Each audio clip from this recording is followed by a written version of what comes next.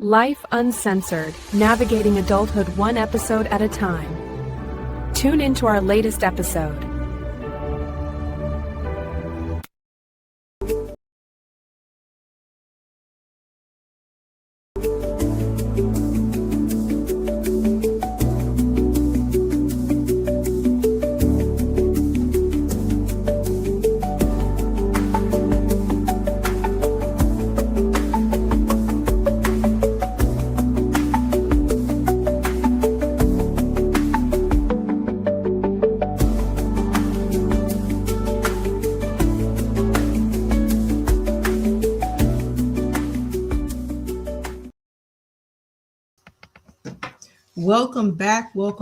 Welcome back, friends and family. Thank you for joining Life Uncensored, navigating adulthood one episode at a time. I'm your girl, Amanda Lockhart Davis, host of Life Uncensored, and I'm glad you're riding with me today. We have a very, very special guest with us today. She's going to be riding shotgun as we navigate adulthood for this episode. And I can't wait to hear what she has to say. All right. I'm going to be bringing to the stage Miss Robin Flemming. She is the founder and lead photographer of Reflective Edge, a full-service branding agency that helps entrepreneurs and leaders align their story, strategy, and visibility. Through brand strategy, photography, and content creation, she supports clients in showing up with clarity, confidence, and ownership. A seasoned creative and business leader, Robin blends heart, insight, and execution to help people see themselves differently and expand from there. Her work centers on authenticity, growth, and building brands that reflect who you truly are. So let's welcome to the stage, new to our family, Miss Robin Flemming. Hello. Hey, Robin, thank you for joining us today. I'm so glad to have you. I'm excited about this conversation we're going to have. No ceilings, breaking limits that we place on ourselves. And I want to really put out there for those who are listening and watching that this is a conversation that is a really hard one to have with ourselves, much less anyone else, that we are the ones holding ourselves back in a lot of situations and at a lot of times. And Robin's going to kind of talk through her journey through dealing with that today and how she recognized it and then got away from it, right? Indeed. Well, thank you. Thank you for having me. Yes. We are so glad to have another beautiful Black woman on this show, sharing their story and their journey. So we're just going to hop right on into it, Miss Robin. Okay. You've talked about your No Ceilings season, right? So what was that defining moment that made you realize you were the one placing the limits on yourself? Well, I want to say at the end of 2024, I was just, thinking about where did I want to go in the following year, what I wanted to do. And I knew that there were things that were like in my way. I knew that I recognized that I had ceilings. I started to recognize, how you start to smell yourself. And so I was like, it's me. I have these limits. And I realized that when I would speak, I would use words like just or little or enough or this type of language. And I knew ultimately where I wanted to go. So I knew that where I wanted to go wasn't just, and I knew that where I wanted to go wasn't little. I love that. Yes. And so it was, well, I know that I need to adjust that. And so, and as I've told you before, I'm a faith-based person.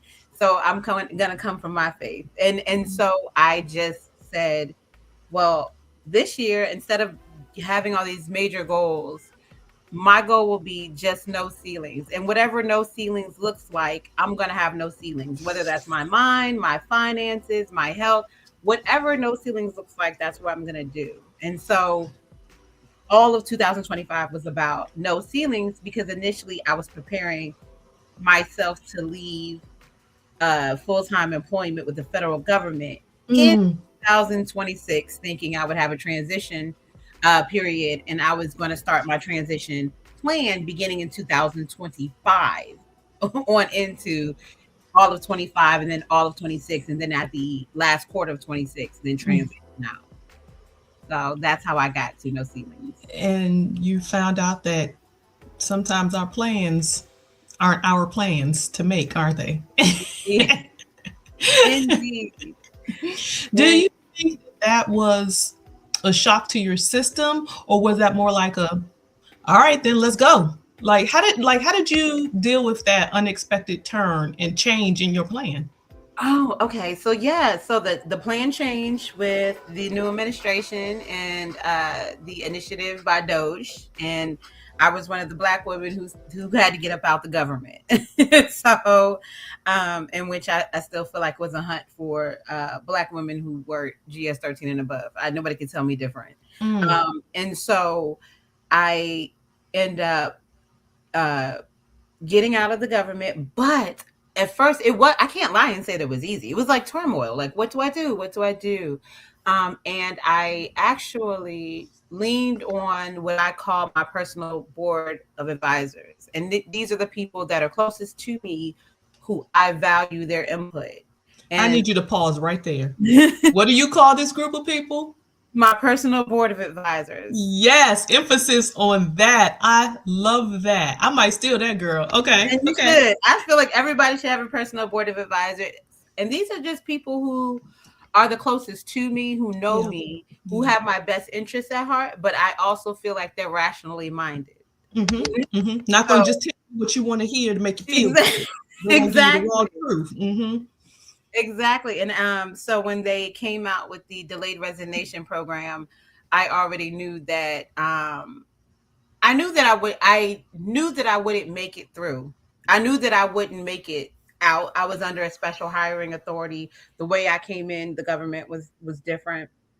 The way that I skipped a lot of steps was different, and I knew that, to be honest, I was the only Black woman. Like, I already knew. I just knew that it just wasn't favorable for Okay. me, Okay. and that I would not come out more than likely unscathed. So I did go ahead and talk to all of my board of advisors that are in my personal board of advisors, and Mm-hmm. whether they know it or not. And I asked all of them what they thought and talked it through with them, and mold and cried and did all the things. And I just knew it was time.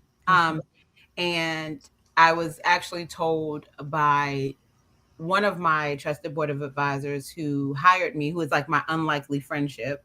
And she sat me down before I could even take a seat and said, you got to go. You got to get out of there, because she saw the writing on the wall as well. Mm.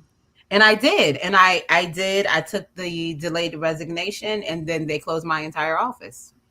Wow. Wow. They closed my entire office. Not move people around. They just got rid of all of it. Thank you and good night. Mm-hmm. Thank you and good night. And I was happy that I did it the way that I did it. And so, but in that, I also realized that, you know what?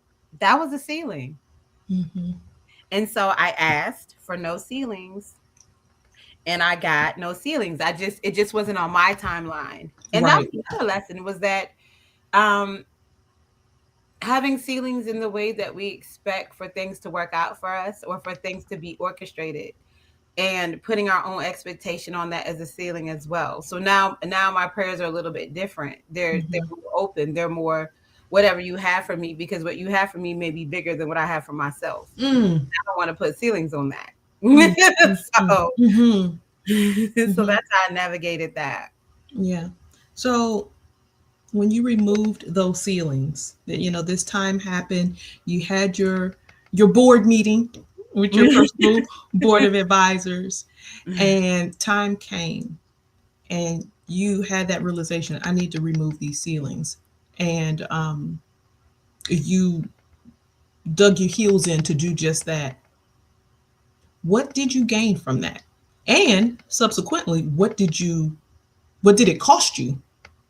I mean, well, it cost me my good government job. But that was inevitable. Good government job, Right, quote unquote. Job. I honestly feel like that was inevitable, and that's fine. I'm okay with that, and I'm good with that because I'm actually better for it. But it cost me, for a brief while, it cost me my peace. And when I say that, I don't mean peace as in like my external peace or drama, but I mean my mental peace, because I went through a complete undoing of the mind, removing the mental ceiling, or at least having that mental ceiling lifted, was probably harder than the losing of the main source of income and job, because that was an active effort that was so tiring. It was so tiring. It was I hate to say it was it was it was exhausting.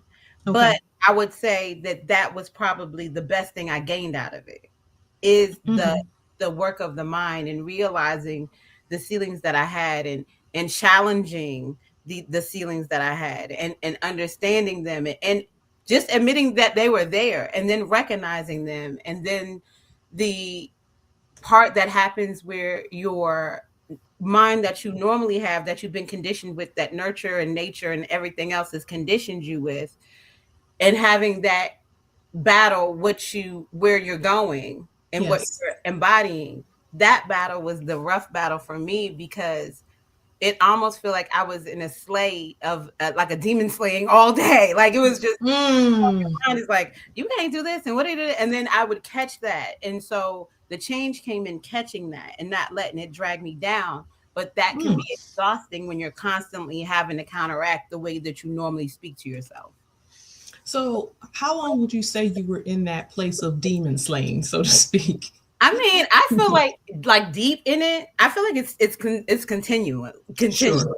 like that's continual work. But the deepness of that, I would say probably was a couple of months, of training. It slowly happened, and then it got really intense. It got really, really intense. And then it was just, but I recognized it, and I talked to my therapist, because I feel like people should have therapists. And I talked to my therapist about it, who is one of the reasons why I even started doing this work on myself. And so she, told me that this was part of the process, and that's how I knew I was working. If it wasn't uncomfortable, if it wasn't like you're on the precipice of your turning point, because it is so uncomfortable, it was dragging me. Like, it literally was dragging me. Like, it felt like mentally, not like mentally, it was dragging me, because I had to tell myself different things than I told myself before. And not only tell myself that, let's have a conversation about beyond telling yourself. People are like, oh, tell yourself a different story. No, it's beyond telling yourself a different story, because you have to become to believe a different story. Absolutely. That's the hard part. Absolutely. And then once you believe the different story, you have to embody that story. And that's where I am now. Like, that's the space that I'm in now. But it's a muscle build. It's a muscle build to switch the narrative in your own mind. Forget the outside stuff, what people are saying and telling you and blah, blah, blah. That muscle build for changing your own mindset is rough. And I like that, the muscle build, because that's what it is. I was like, I don't even know how to explain it. Like, muscle build. Yeah, it's rough. So, like you said earlier, you were transitioning out of the federal government, and you were stepping further into your own visibility, your own expansion, right? Like what you like to try to give to your clients.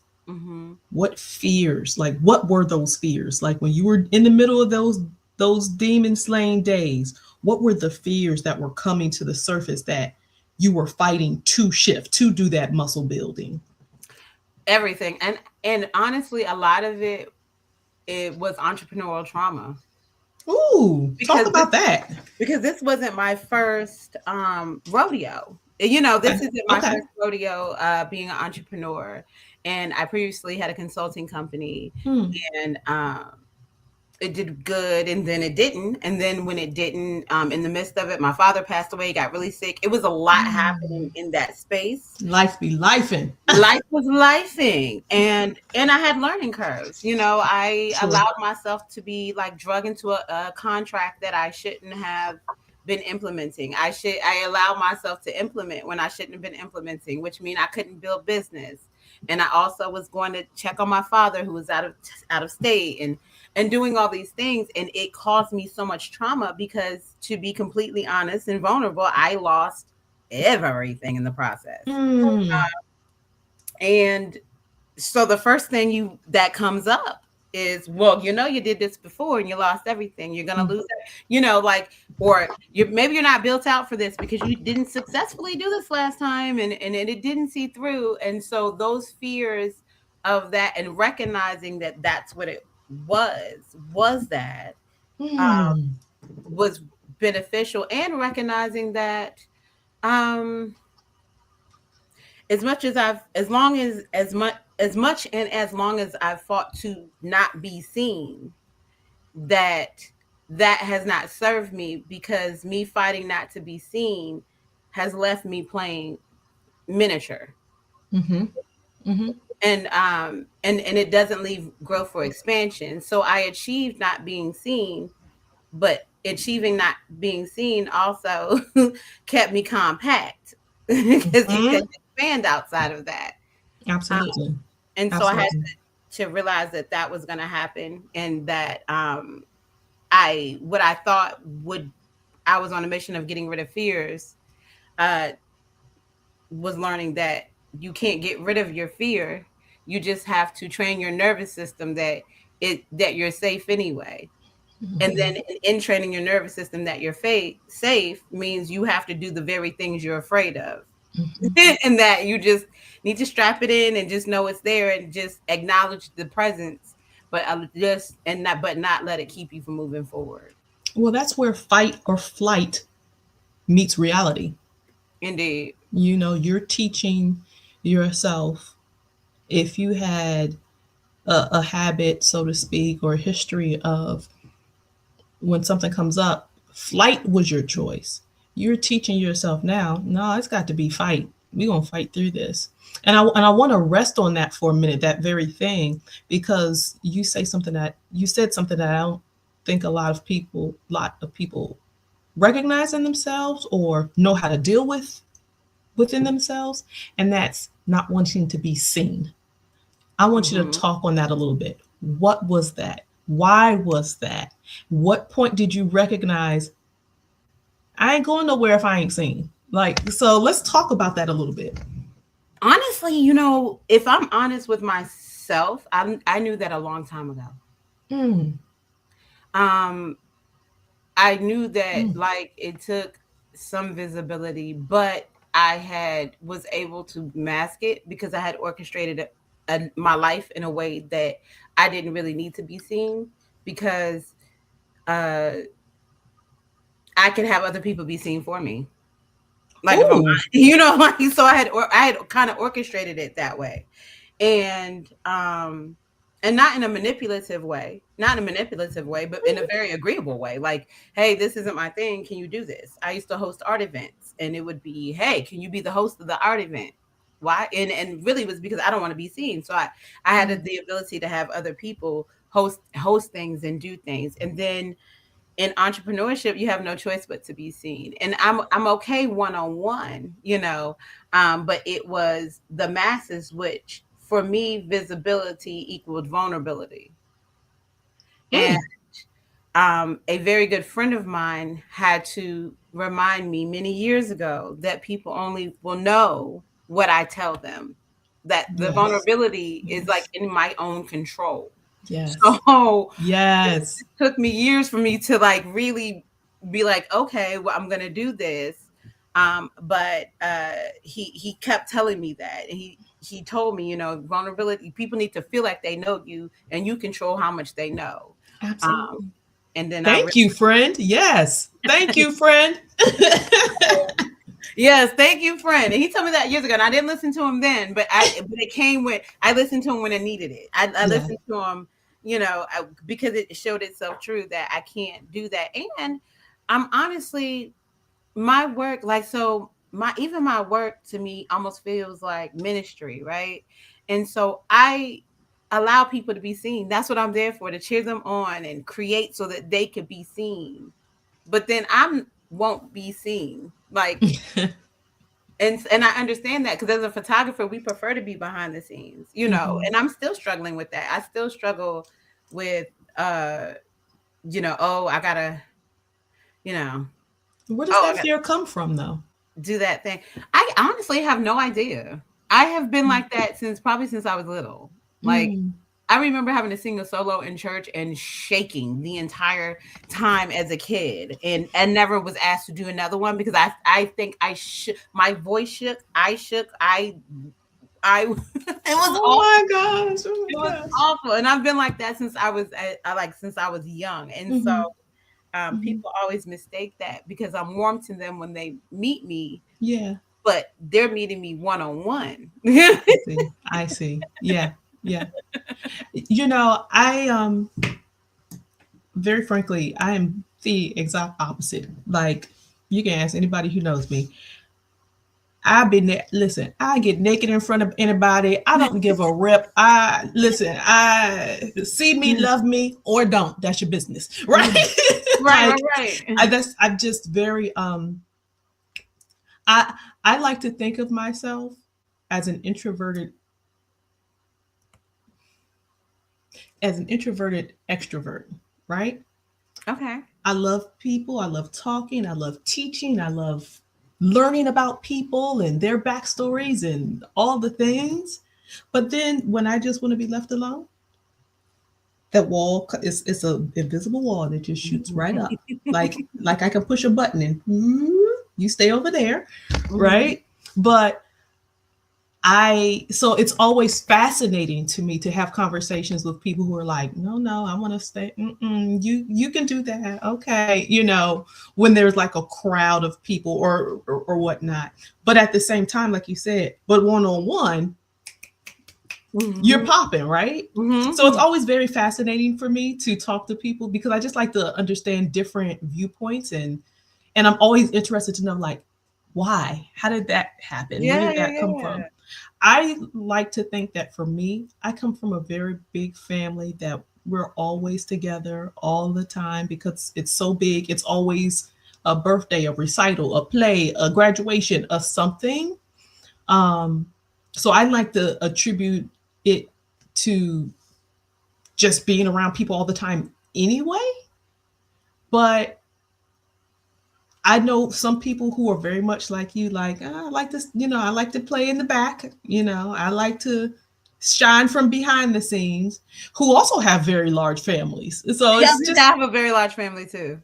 see, that's what I mean. So yeah, it's just always very interesting for me to just kind of understand the why behind people. You know what I mean?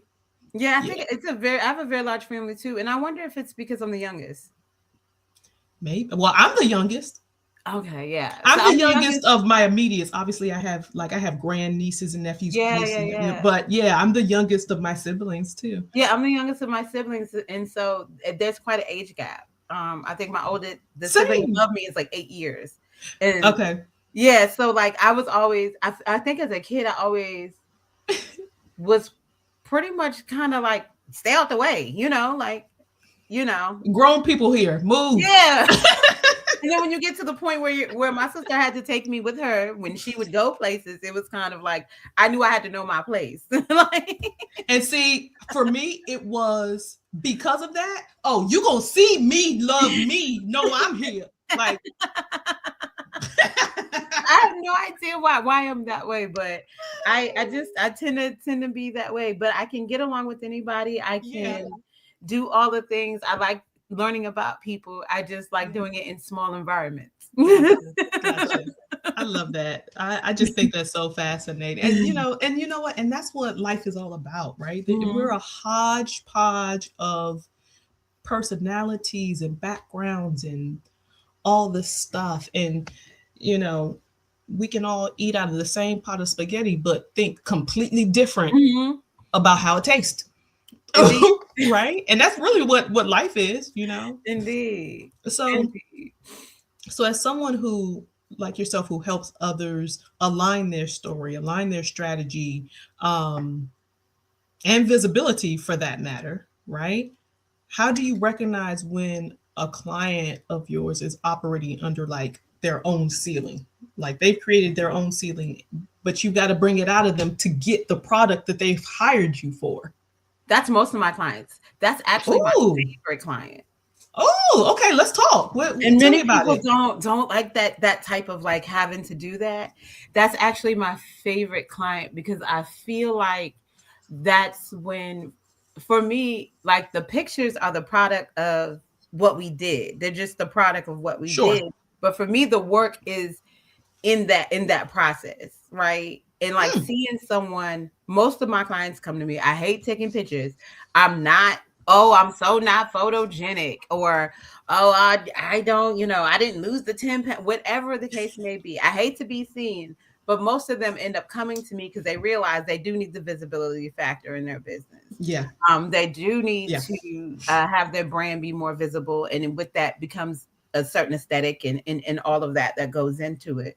But to watch them through the process, then turn to ownership, that's like the blessing for me. Like to watch that happen, and that's why that's my favorite client. Now, when I got a client who already knows and they come in and kill it, we're gonna have fun. It's gonna be easy. They're fun too. They're actually fun. All of that, but to see that, like, to see the person who didn't believe that they should be seen, then Mm. embrace being seen and being visible, and us walking through the process, and me cheering them on, and just showing them, because I tell people, they were like, oh, it's your camera, or oh, you just took a good picture. I didn't take a picture. I didn't do that. I didn't do any of that. What you're seeing is how you're seen by the world, and now you're just getting to see it from the lens, not your own lens, but from someone else's lens. And Yeah. sometimes that's all a person needs to see. That's how I started for, like photography for me is seeing people. I just came to the realization maybe within the past 6 months, 6 to 12 months, that my gift is seeing people the way God sees them. He allows me to see people Ooh. in a different light. And so because I see people that way, then I want them to see themselves that way. And Ooh. so then when they get to see that, that's the part that I'm excited, and they get to feel it. And then I see the transformation. And then by halfway through the session, now they're in their rhythm and they're in it, and we can't stop taking pictures. And at the end, they're like, oh, we're done. And Oh, that was it. Oh man. I love that process. Listen, you get applause for that one. Thank you. I Yes, yes. love that process. I love That it. you know what? That is such a great way to put it as well. Like what you are now seeing is a product of what you, the client, has put out there for me to capture. All I did was capture Mhm. All what I you did did. was capture it. Yep. All I I was did was just here to capture it. capture it. That's it. And that's Which it. is Yep. when you put it that way, I can see it. So what do you think, or why do you think this type of visibility feels so threatening? And I use that word on purpose, but feels so threatening to a high achieving adult. I think it is, I think it's several things, right? Mm. I think that for some people, it's what will other people think? Mm. And for me, I realized that really wasn't my thought. Yeah. 'Cause I always wonder, well, am I worried about what people think? And then I realized I'm naturally a person that doesn't, am not really moved by that. Yeah. And then some people, I think it comes down to, if they're visible, what will they think of themselves? Mm-hmm. And for some people, it's just not knowing that they're worthy to be seen, Mm. and it's really from that like space of not even realizing that you should be seen, and that Mm-hmm. it's almost disrespectful to hide what you have been blessed with. Do you feel like part of that is like a mixture of not only how a person is made up, but also their environments, maybe how they grew up, things like that. I think so. I'm Yeah. 100%. 100%. I think so. And can that be broken in adulthood? Or is it one of those things where it is, well, we here now, it just is what it is? No, I think it can because I mean I'm currently going through that. You know, it's still like it doesn't mean that it's ultra comfortable for me. It doesn't Okay. mean that it's something I still desire to do, but Mhm. it's something that I know that has to be done for me to complete the mission that I'm here for. So Mhm. I think that it can be acquired and learned in adulthood because I'm learning it in adulthood, Yeah. and I think that we can.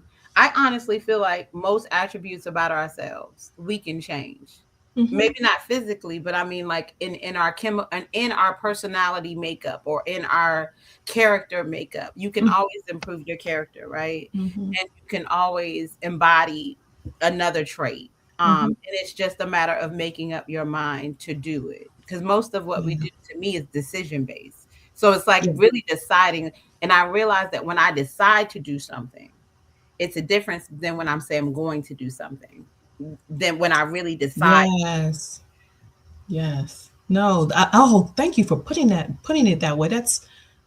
That makes so much sense when it's said out loud. Like, cause you can be like, yeah, I'm gonna lose this weight this year. I'm gonna Hmm. do it. Hmm.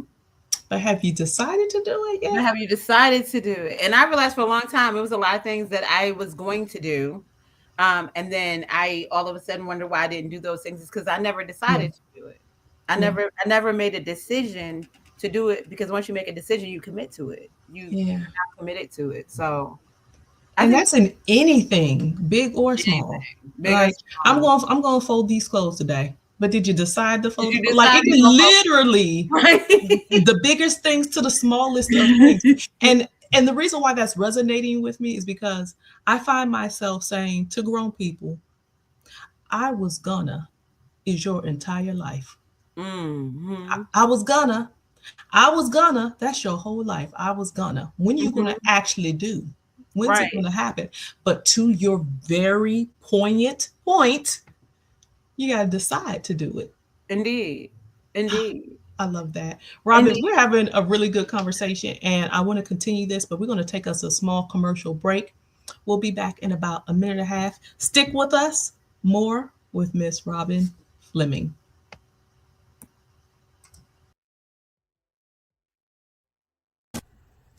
I'm Amanda Lockhart Davis, founder of Jax Consulting Services, bringing over 25 years of industry experience to our multifaceted consulting firm.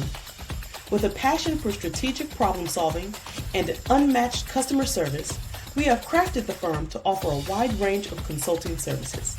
From financial management and strategic planning to educational workshops and specialized notarization services. Jax Consulting Services is dedicated to supporting the diverse needs of our clients. Leveraging extensive experience across various sectors, we stand ready to guide your business toward success. That's Jax Consulting Services. Visit us on the web at www.jax-consulting.com.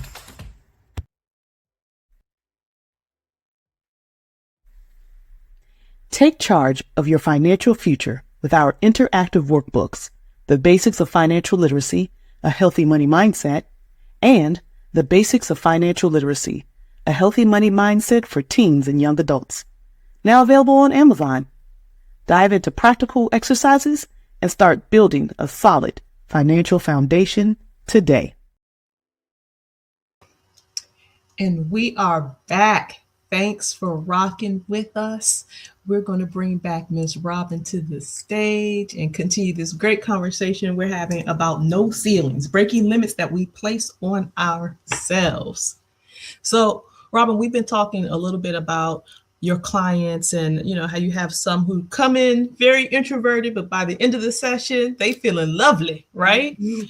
So, you describing your work as helping people see themselves differently, and then expanding from there. How does self perception influence the level of success that we allow ourselves to experience?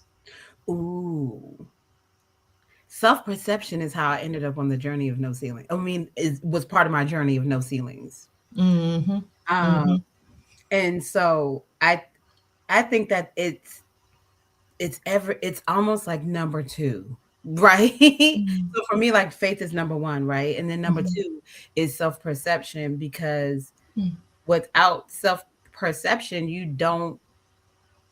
you need to go the heights that you want to go. You need to know that you can do it first. Yes. And so you have to perceive yourself as a person that's capable of doing whatever this thing is that you want to do, or that you're called to do, or that you're building and growing. And so once I dealt with the perception of myself, uh that's when the ceilings really lifted. It really lifted once I dealt with the perception of myself. Hmm. So, do you think that is, well, let me rephrase it. That had to be a very conscientious, purposeful thought process and decision to make. I have to XYZ in order to ABC, right? Mm-hmm. So, do you feel like there are steps in that process for you Mm-hmm. personally? Do you feel like Mm-hmm. there are steps in that process that you feel like, oh, I've done this part before. Why didn't I finish? Or why didn't I keep it up back then? I feel like for me, that actually was the part that I hadn't done. Oh, And I've never been, I never thought about that. And like when you just asked that, I'm like, did I have that? No, I think that's the part that I hadn't done.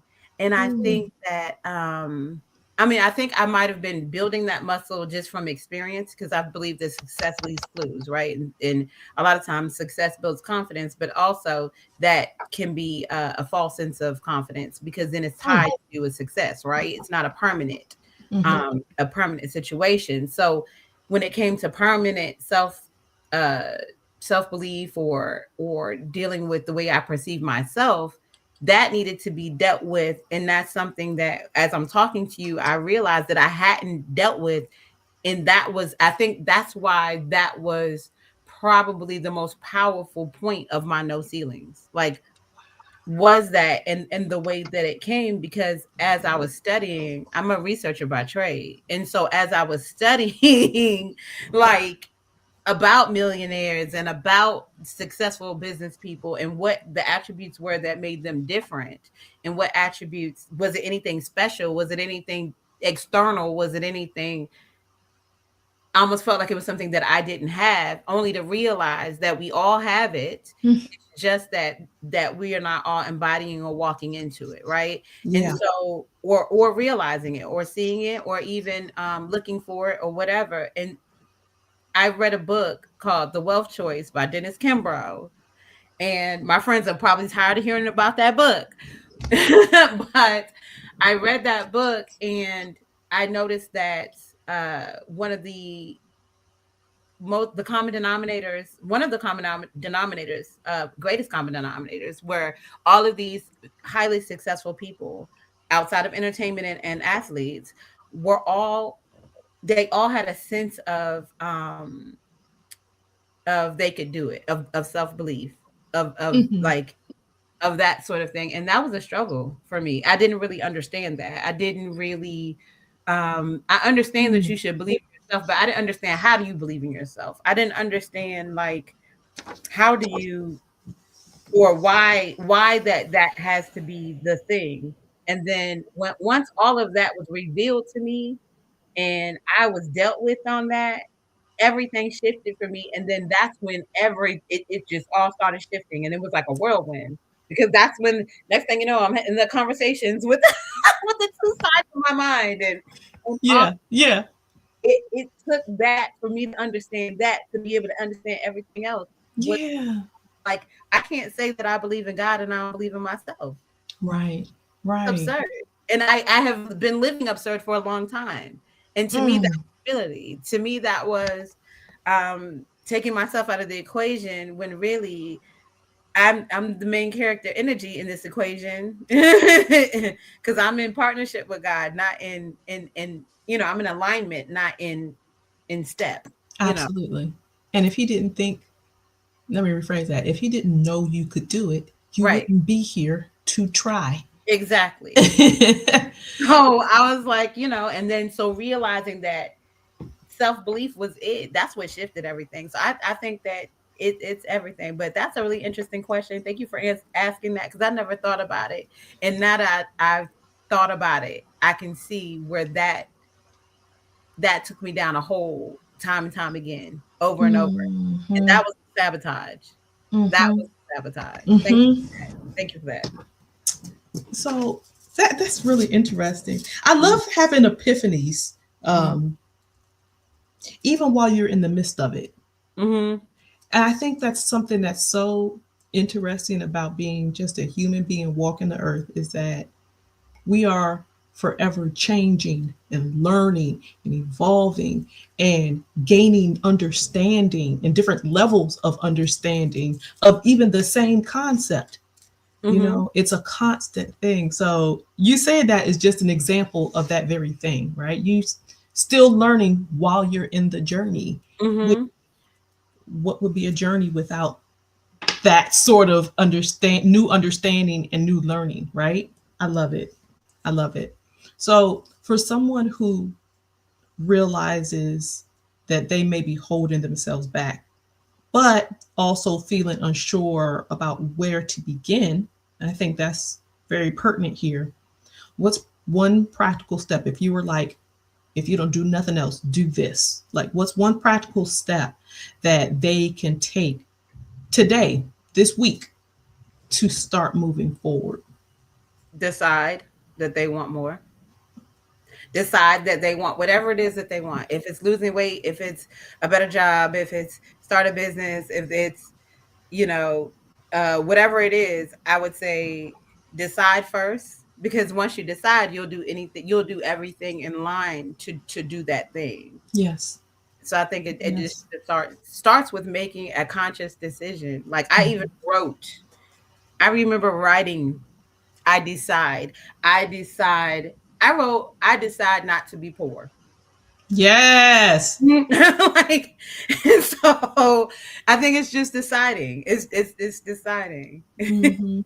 For me, making that very conscious effort, like you said, like we said earlier, making that decision. It doesn't mean that you have all the answers right now. It doesn't mean that you might not fail along the way and have to pivot and change course and try something different. And it does not mean it's going to make it easier because you've decided. But it does mean that there's going to be movement. Like what I said earlier, I decided to fold the laundry today. That means I got my butt up off the couch and I walked to the laundry room and I took the clothes that's been sitting in the dryer for 2-3 days out the dryer, right? That's a decision. Did I feel like it? No. Was it easy? Maybe not. Maybe I had a broke toe. Who knows? But I decided to do it. And, I know I make silly illustrations to push my point home, but these examples are literally happening around us in our everyday life, all the time, the smallest things to the largest things. I agree. I like how you say that. The first practical step is to make the decision. You have to make the decision. And so, Robin, you and I spoke briefly the other day, and I was kind of telling you a little bit about my backstory on why I decided just to start this podcast. And it's very deep and very personal to me, but I decided, like what you're saying makes so much sense. And it sounds so elementary, but it is pivotal. And it was pivotal for me because I kept saying, all right. Then I found someone who kind of could help me walk through how to get started and which doors to walk through to get started and all of that. And then it was like, okay, everything's ready. Now you just have to push the record button. And finally, shout out to Amin Zaadi, who said to me, and these are his exact words, I will never forget.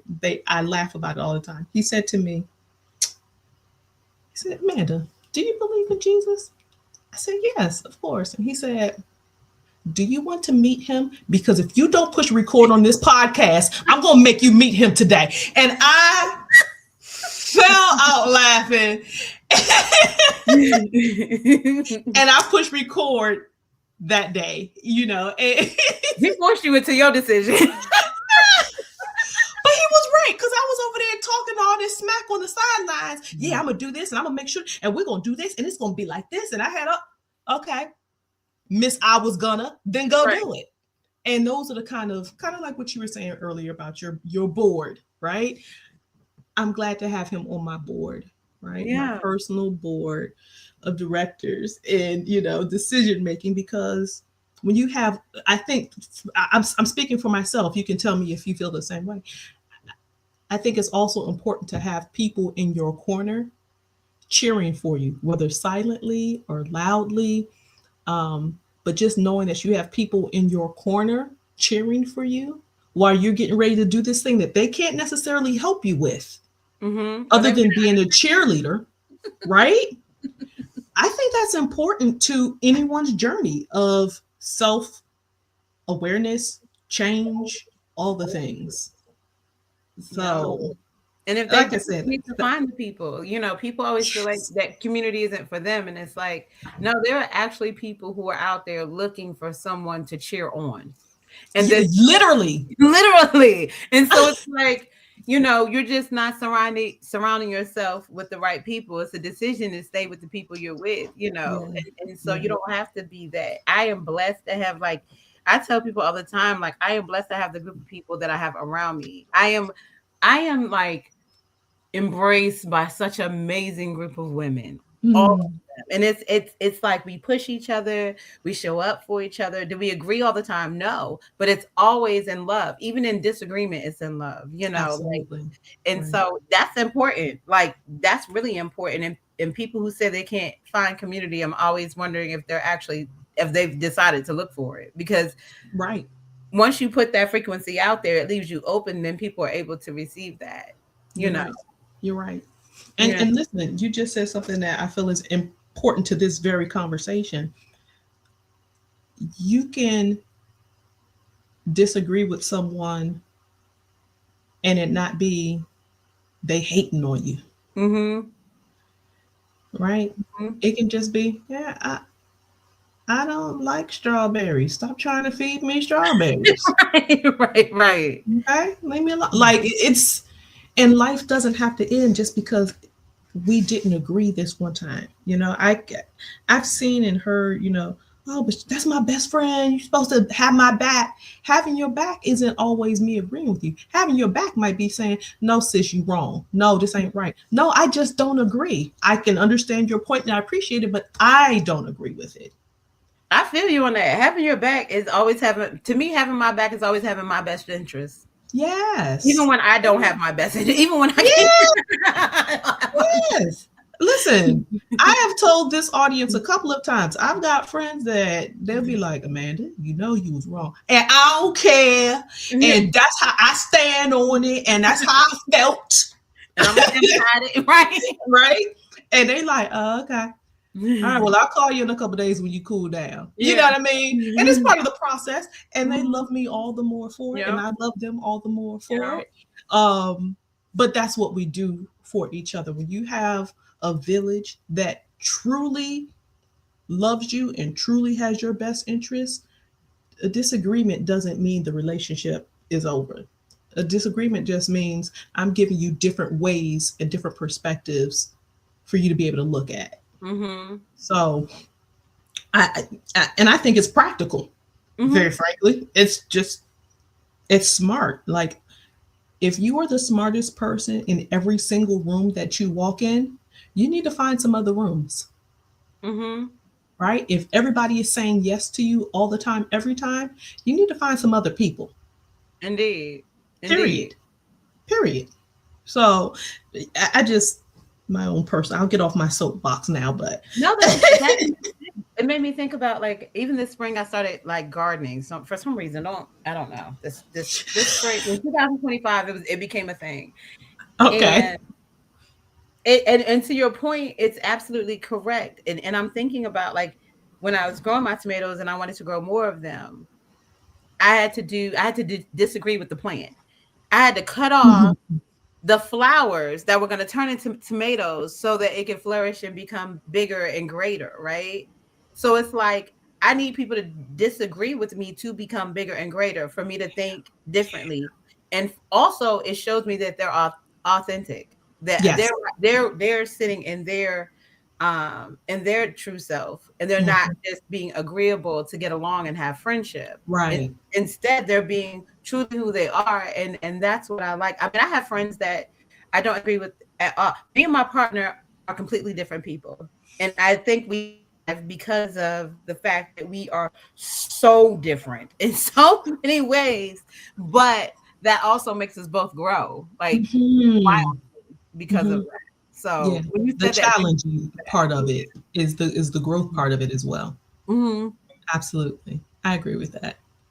So, if there were truly no ceilings, financially, professionally, emotionally, what would expansion look like for you in your next chapter? oh my goodness, it would look like impact in a way that it would look like impact in the way that I strive for. It would look like impact, like major impact. Like, the more resource you have, right, the more you're able to create impact. And like, I realized that playing small and wanting and better to embetter my community can't reside in the same space, because Okay. like, it doesn't. I realized that really can't reside in the same space, because I'm limited, and I have a cap. I have a cap on impact. I have a ceiling on impact. And so if I have no ceilings whatsoever, I have no ceilings on impact. Like, I have no ceilings on the way that I can give, and the way that I can serve, and the programs that I can create, and the way that I can impact community and our people, and everything else. Like, Yeah. yeah, that's what it looks like to me. And that, I to love that. me, Yeah. I yeah. love that. Impact. And do you feel like, or well, let me back up. And in no way I'm saying, I'm so sorry. I No, go don't want ahead. anyone to think I'm saying that you can't create impact Yeah, in small ways. absolutely. But my desire is to create impact in large ways. Absolutely. And I keep, okay. And I was like, think about that. Yeah, Like, no, okay, that makes perfect sense. Impact is impact. Yeah. I mean, right? That's like, a car takes you sitting at a red light and a car behind you takes their foot off the brake a little bit and they bump you.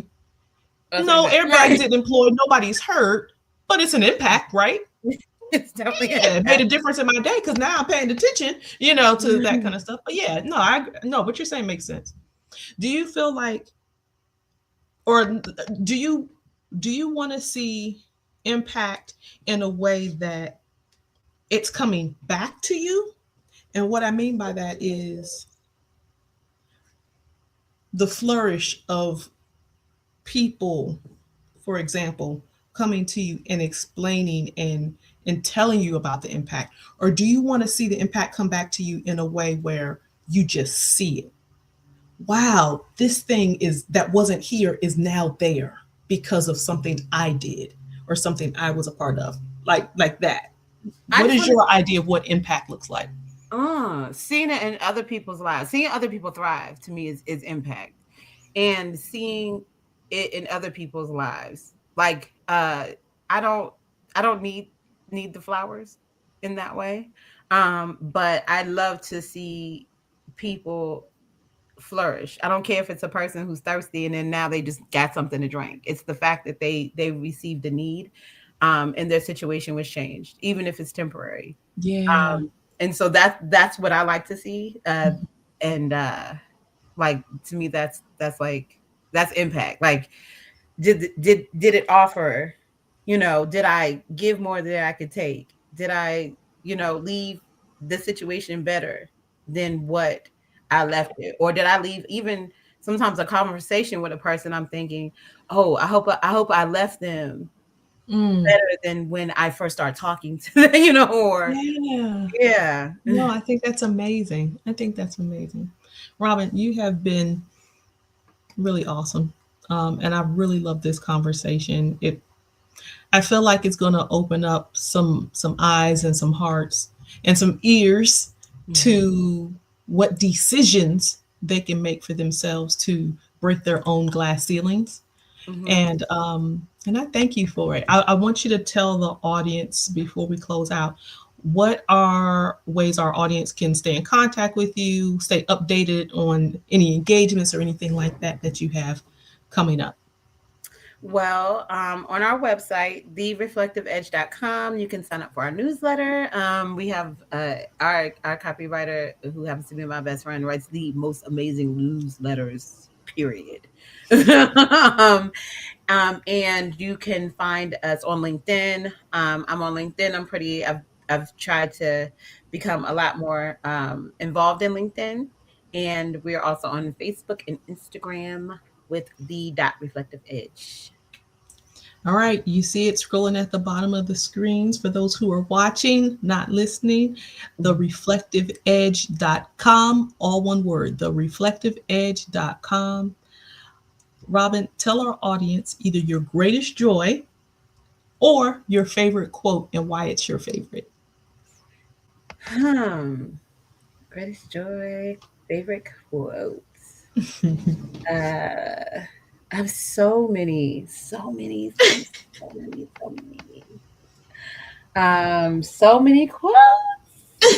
You know what? I think my favorite quote right now is it's more of a question. Okay. Do I know this to be true? Do I know this to be true? You have these thoughts. Follow it with that question. Do I know this to be true? Yes. Yes. I love it. Robin, you have been amazing. Welcome to the Life Uncensored family. Thank you for having us. And I'm going to ask you to sit tight for a minute while I close out the show, if that's okay with you. It is. All right, everyone, Miss Robin Flemming.